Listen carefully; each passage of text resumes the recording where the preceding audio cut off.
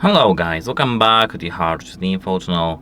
Today I do have the ASUS ROG Cetra SpeedNova True Wireless earbuds, and I'm going to tell you how you can easily pair them with your Android device.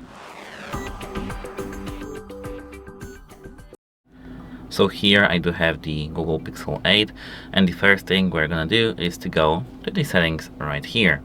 Now we have to tap on the connected devices right here and tap pair new device. Once we see the available devices list, the only thing we have to do is to open our case lid.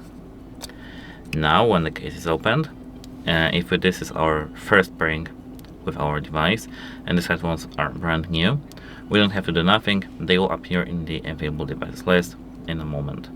But if this is not the first pairing, we have to take out the earbuds out of the case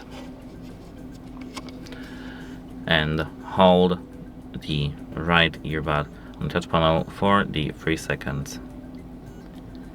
Now, as you can see, ROG Cetra True Wireless connect, and now we'll be connected.